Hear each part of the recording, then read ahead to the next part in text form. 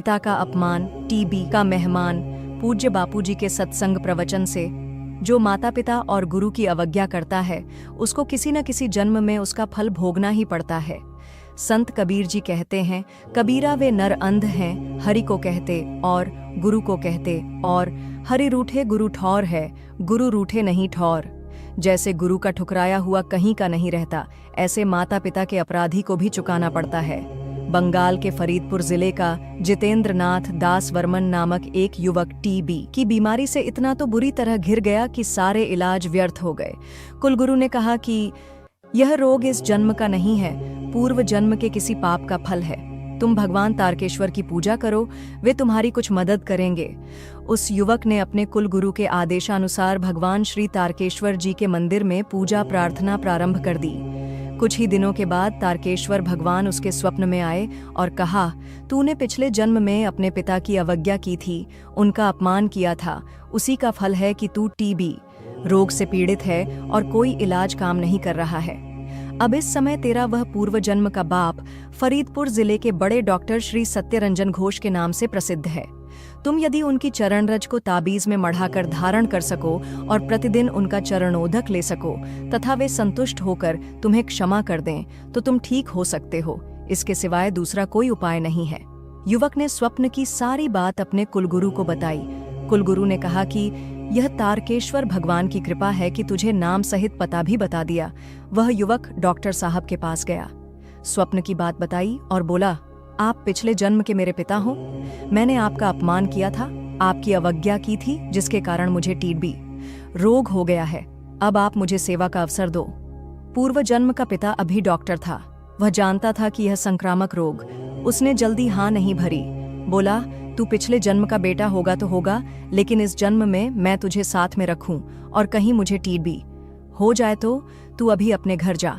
तुझे निरोग करने के लिए मैं कैसे और क्या सहयोग दूं, इसके लिए मैं मेरे गुरुदेव धनंजय दास व्रज विदेही से पत्र व्यवहार करके मार्गदर्शन लूंगा, फिर तुझे समाचार भेजूंगा। डॉक्टर सत्यरंजन घोष ने अपने गुरुदेव को सारा विवरण लिख भेजा। गुरुदेव ने कहा, उसको घर में रखना तो खतरे से खाली नहीं, पड़ोस में कहीं मकान लेकर दो, फिर भी उसके आने जाने से गड़बड़ हो सकती है।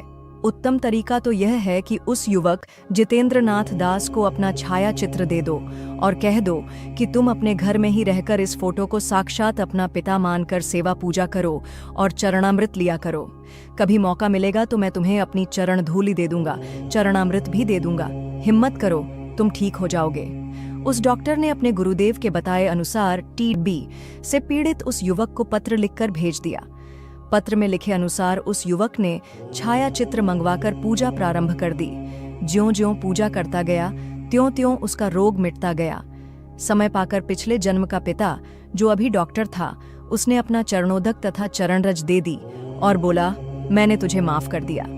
वह युवक उसी समय ठीक हो गया। डॉक्टर ने परीक्षण करके देखा तो पाया कि अब उसके फेफड़ों में कोई दोष नहीं है। वह एक दिन डॉक्टर साहब के पास रहा, पुनः उनका चरणोदक पीकर तथा चरणरज लेकर वापस चला गया। इसलिए कभी भी माता पिता से ऐसा व्यवहार न करें कि उनको दुखी होना पड़े। लेकिन जो भगवान के रास्ते जाते हैं उन्हें यह दोष नहीं लगता। हमारे ऋषियों ने तो माता पिता को देव कहकर पुकारा है, मातृदेवो भव पितृदेवो भव। एक बात और, मेरे पिताजी अंतिम समय में अर्थात संसार से विदा लेते समय मेरी माँ के आगे हाथ जोड़कर बोले, कभी मैंने तुझको कुछ भला बुरा कह दिया होगा, कभी हाथ में उठ गया होगा, उसके लिए तू मुझे माफ कर देगी तो ठीक होगा, नहीं तो मुझे फिर भोगना पड़ेगा। किसी जन्म में आकर तेरी डांट फटकार और पिटाई मुझे सहन करनी पड़ेगी।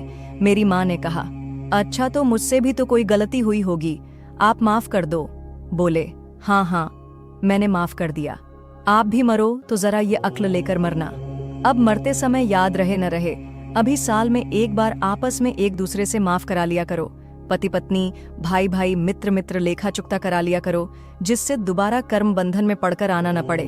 गहना कर्मणो गतिः, कर्म की गति बड़ी गहन है। न धन साथ चलेगा, न सत्ता साथ चलेगी, न चालाकी साथ चलेगी। साथ चलेगा धर्म, साथ चलेगा सत्कर्म, साथ चलेगा तुम्हारा आत्मा परमात्मा। उसकी प्रसन्नता पाने के लिए करोड़ काम छोड़कर सत्संग कर ले, गुरु की शरण ले ले। आश्रम के साहित्य प्रभु रसमय जीवन से संकलित। हरिओम।